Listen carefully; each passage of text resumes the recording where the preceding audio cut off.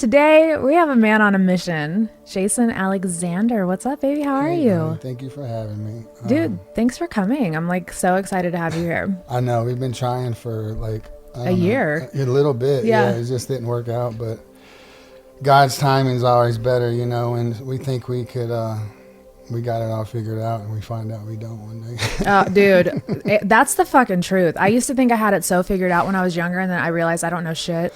The older That's I wisdom, get. though. Yeah. That's what I mean. Getting older is the good thing about it. When Yeah. you live long enough, I guess, and you don't go too far down the rabbit hole. Yeah, oh, man. Fucking speaking of rabbit holes, I feel like we have a lot to talk about and a lot to cover. But like I told you before we started recording, I feel like any interview that I've listened to you be on, like it's just mainly focused on Britney, which of course, ladies and gentlemen, we're going to talk about Britney, but I kind of want to I want people to get to know you, like I want people to know like who you are, where your mind frame is at, like just everything, because I feel like nobody ever asks you how you're doing.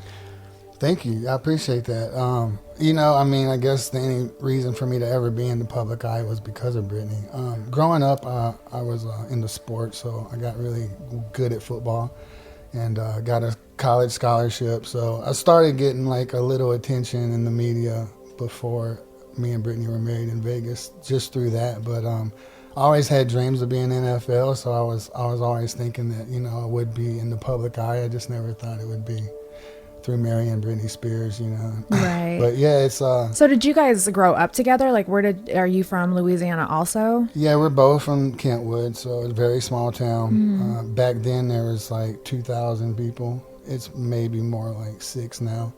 But her whole family still lives there, her mom, her dad. What her about your sister. family though? My dad is still in Kentwood, Yeah. where I grew up. My mom lives probably an hour from there. It's towards Baton Rouge. Is the capital. So how did you end up marrying Britney? That was interesting also, because This all sounds pretty fucking interesting. it was random because I obviously was in college at the time playing football.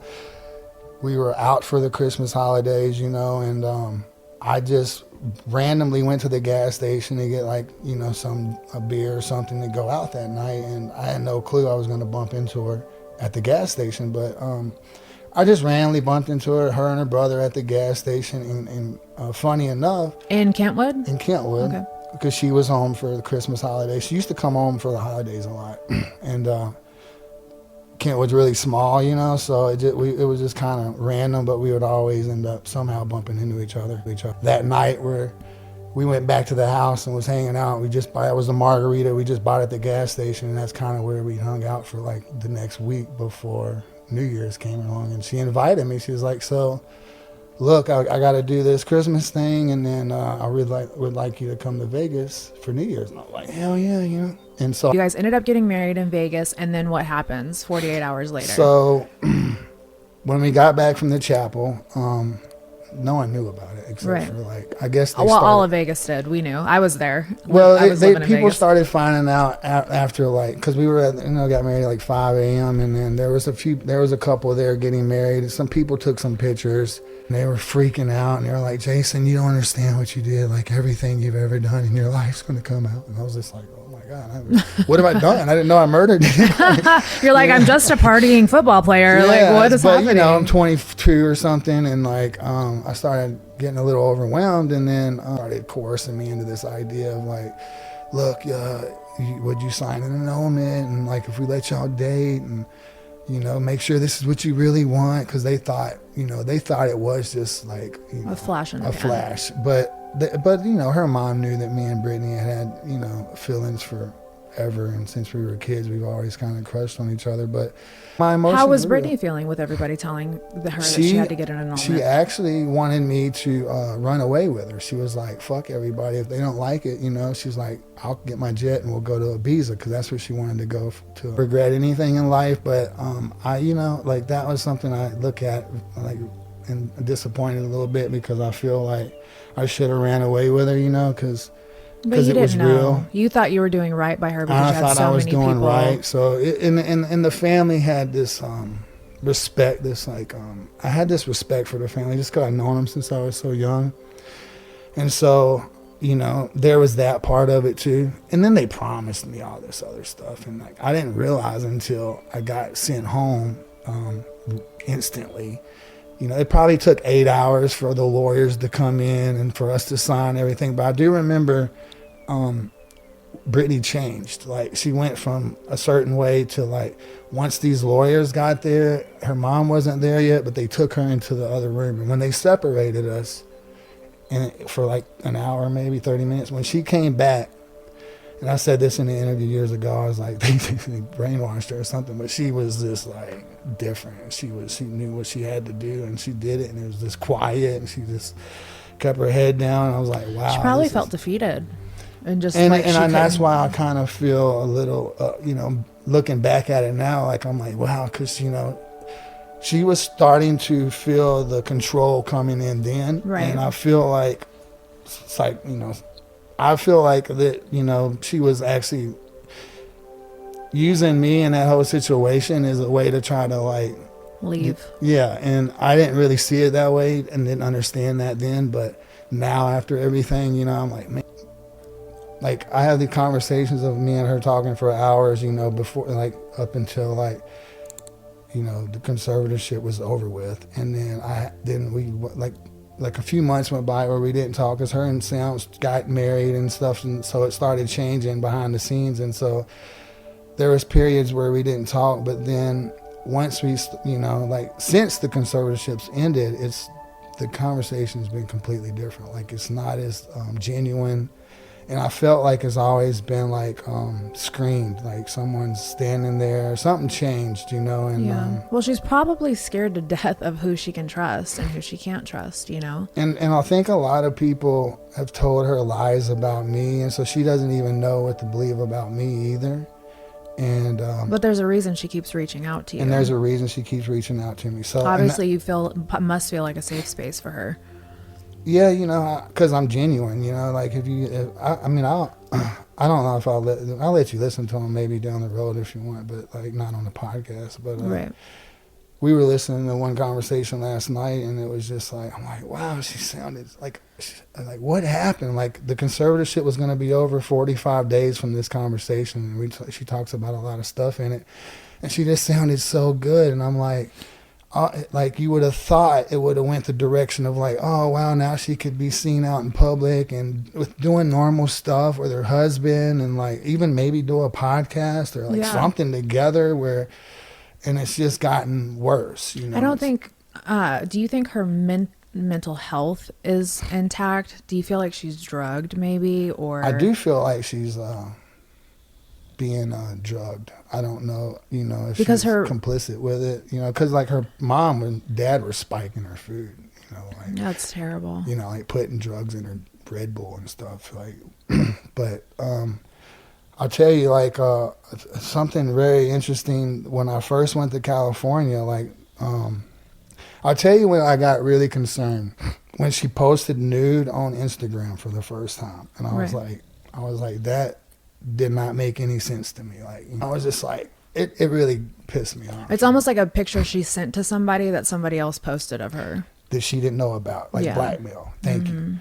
That's how I feel. And their conversation we were listening to last night, she's talking about her social media and about the people that were running it. Now she says she's just done with it. She don't want nothing to do with it. So I feel like they're still propping it up, and she stays out of it for whatever reason. But I'll tell you what is concerning is that the last time she called me, she told me she was suffering from a health issue, like a pretty serious one. Which one can we say? It was supposedly causing her to be bedridden. Did she tell you what it was that's causing her to be bedridden?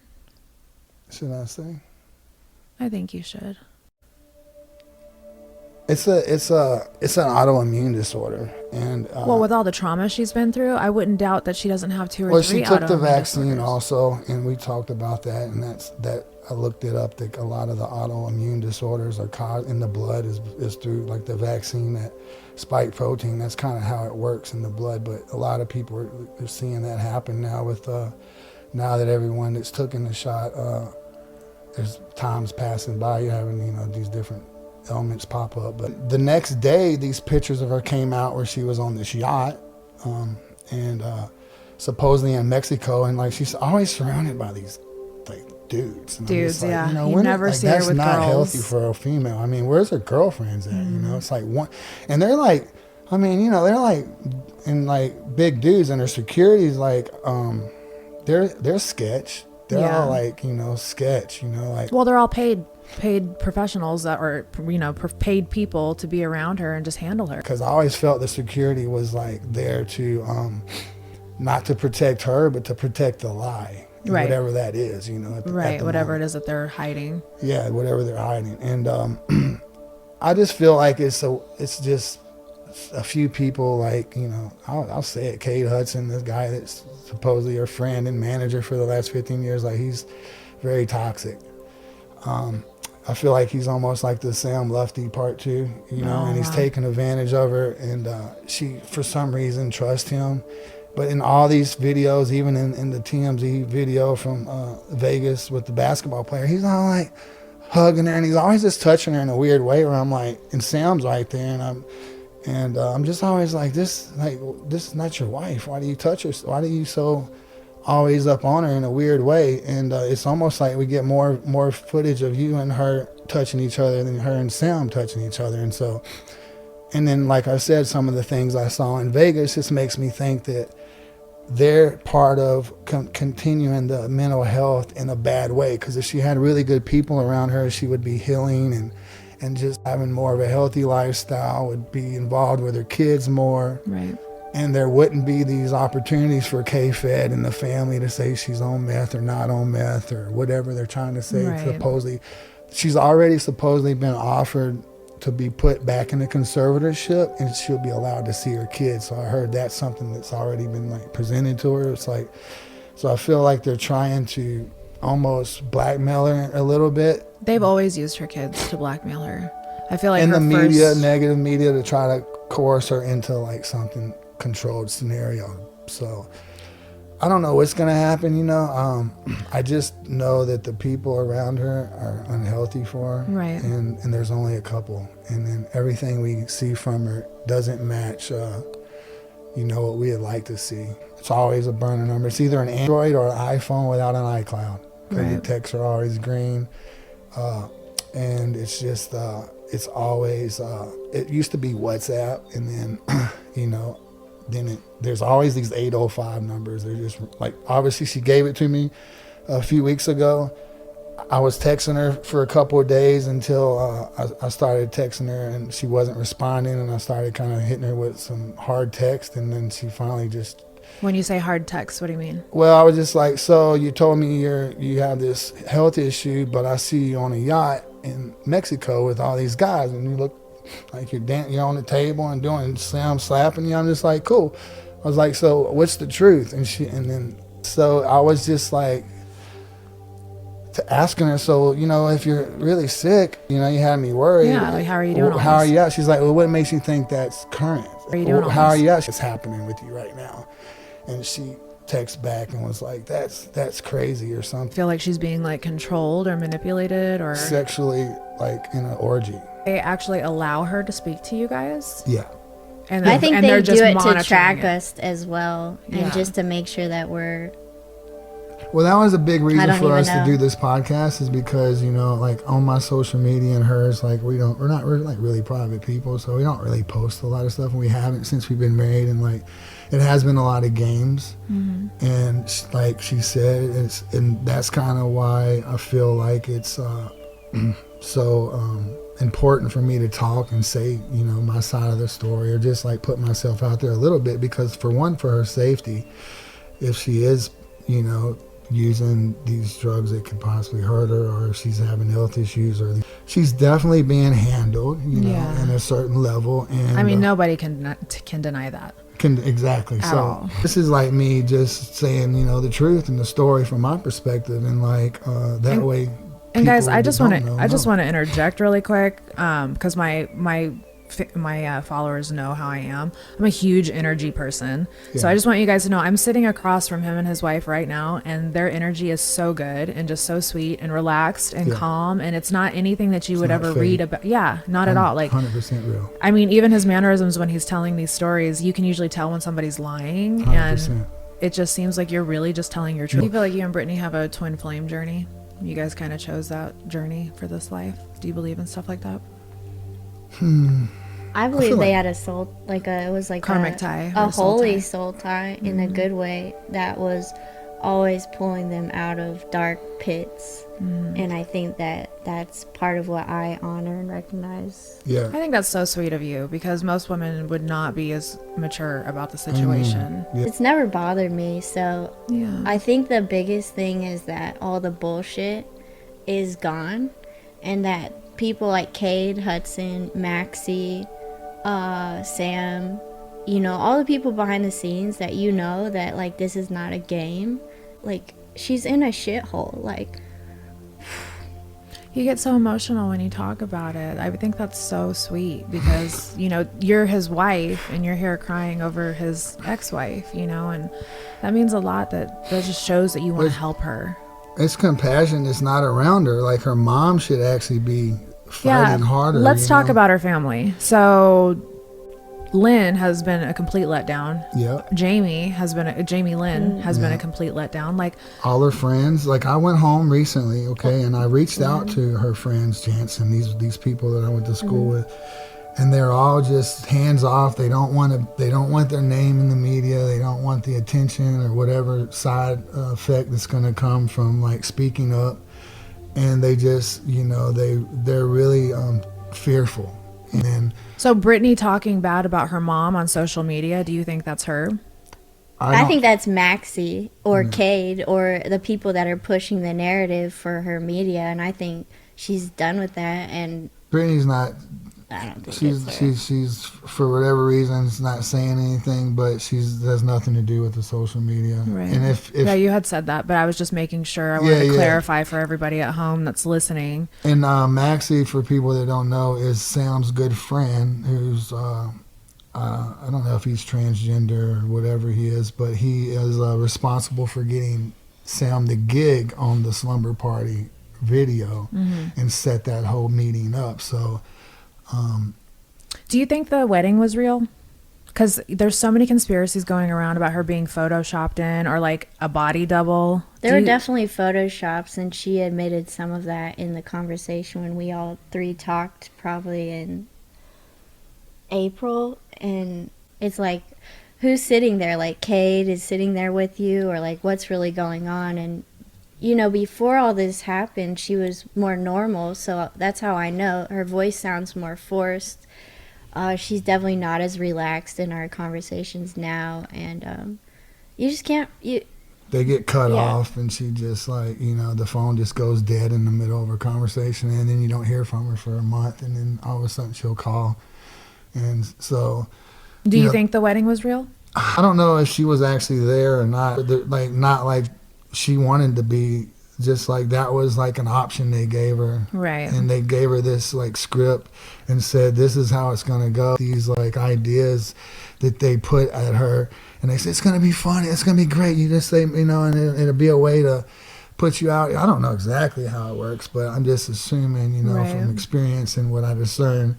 So This will paint a picture. it was in the probably a media. contract where it's like, hey, it's going to last 2 years. That's why you're hearing about they're having trouble now. Maybe now he's going to exit, you know, and then, you know, I don't know what the next plan is. Then, you know, I don't know what the next plan is.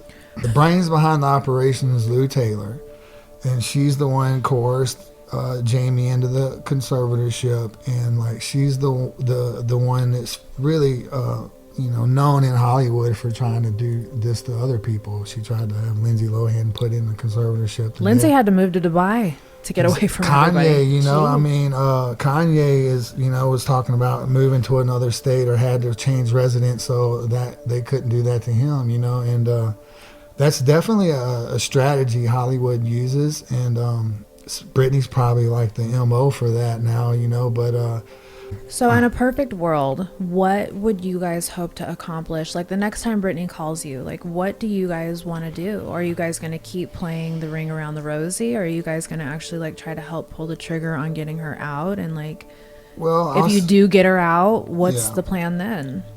I just want to give her the option if she does, feel like she needs somebody or she wants to get out of it, that she has people that she can rely on, So you feel like she does have free will? You don't feel like she's being controlled right now? It's like Yeah, the that she issue has to is the stand up for drugs. herself. Like, okay, maybe you like drugs, but at the same time, you can't do drugs around certain people who are also just, you don't know their full motives. And just because you see them when they come to your house doesn't mean that they're the same way away from you. Like, just because Paris and Cade like talk to you all nice when you're on the phone and like when you go out sometimes, like doesn't mean that they talk about you the same way away from you. That gossip. And there are political connections. There's so many connections, and it's the money. Her cousin and Courtney seems nice. They're all okay. They're nice, but what does that do? There's nice, and then there's strong, powerful. Let's get things going. And if more people were like that,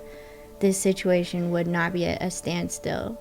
Yeah, So exactly. So in a perfect world, what would you guys hope to accomplish? Like the next time Brittany calls you, like what do you guys want to do? Are you guys going to keep playing the ring around the rosy? Or are you guys going to actually like try to help pull the trigger on getting her out? And like, Well, if you do get her out, what's Yeah. the plan then? I just want to give her the option if she does, feel like she needs somebody or she wants to get out of it, that she has people that she can rely on. So you feel like she does have free will? You don't feel like she's being controlled, right? she was the drugs. Like, okay, maybe you like drugs, but at the same time, you can't do drugs around certain people who are also just, you don't know their full motives. And just because you see them when they come to your house doesn't mean that they're the same way away from you. Like, just because Paris and Cade like talk to you all nice when you're on the phone and like when you go out sometimes, like doesn't mean that they talk about you the same way away from you. That gossip. And there are political connections. There's so many connections, and it's the money motivated.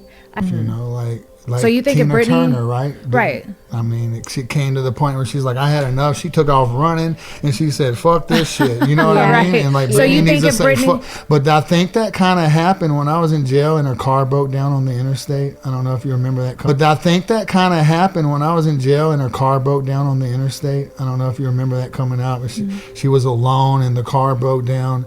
And she got into someone's car. They didn't even realize who it was at first. And if you read the article, she didn't even call Sam. They called. Who did they call? Just the police. The police. Somebody she was in the car with. And so, yeah, someone that she was in the car called the police. Brittany didn't even call Sam. I don't know if I felt like that was her trying to escape or get away then, because it was like she was alone. It was after, the wedding thing and all that happened. And He also told her we have someone who can get you out in 24 hours, and they can go above the Ventura police, who are connected to her husband. This whole thing with the Ventura police, there you have Abbas Paymard, and he supposedly, there's Maddie Paymard, who's Maddie Asghari, and then Sam her has sister-in-laws. relatives in the Ventura Police Department. Sheriff's Department, yeah. Okay. And so we feel there's connections there, and it's like Brittany had no say-so. Right. When- Well, that seems to be the going consensus, that really she just has no control. No control. Do you guys think that she's being? Do you think that she's under the influence in the videos where she's twirling around and dancing nonstop? Though I think those are all like I don't know if any of those are current videos. That's why I say, the people around her are not healthy, and they're just fluffing her up in whatever way, just for their own personal Patting fun. their pocket. Everyone thinks you're dead or on drugs, and that's how they've controlled you in the past and got you in the conservatorship, first of all. And I'm just concerned because it's gotten worse since the conservatorship supposedly been over with. Yeah, and it hasn't gotten absolutely. better. And like you would just expect, she got married. Okay, if Sam was genuine and this whole thing was genuine, it just would not look this way. Right. You know, it's to me, it's hard to watch. Yeah, you know, and it's- concerning. It's brutal. But I feel really bad for the kids. You know what I'm saying? Yeah, And, absolutely. I didn't want to talk about her kids, you know, because it's already such a touchy subject, but at the same time, it's like those they're little the- boys don't know what's going on. They're being controlled too. Yeah, they're being used. Yeah, they're the ones that are being, you know, hurt the most. Absolutely. And you can tell all Brittany's ever wanted was to be a mom to them. yeah, it shouldn't. And that, yeah, I think she should be talking to them and seeing them every. No one should be getting in the middle of that. I don't like that. I don't care what a person's going through. Yeah. Just like me, like I don't care what you think or what. It's like I want and I'm willing to be a father. I should be able to see my son, but Babies need their parents, Yeah. mother and father. Whether you guys get along personally or not, those babies need to feel each parent's energy yeah. in order to grow up to be the best humans that they can be. And I don't know why the court isn't involved more in that area, trying to, you know, patch that up. Also, like, You guys want to shout out where people can find you? Is there anything you want to plug? Socials, all that jazz. I mean, my Instagram is just Jason Allen Alexander. You can find it. It's easy, but that's the best way to find me, I guess. Yeah. What about you, Rebecca? You want to plug anything? Nope. She's like, nope, everybody leave me alone. Maybe soon, but right now it's just. Well, when you guys have anything you nothing. want to plug, you're more than welcome to come back on the podcast anytime. Awesome. I would love to Thank have you you. guys. Yeah, that'd That's be cool. fun. Yeah. Thank Yeah. you guys so much. And thank you guys for tuning in to another episode of Dumb Blonde. I will see you guys next week. Bye.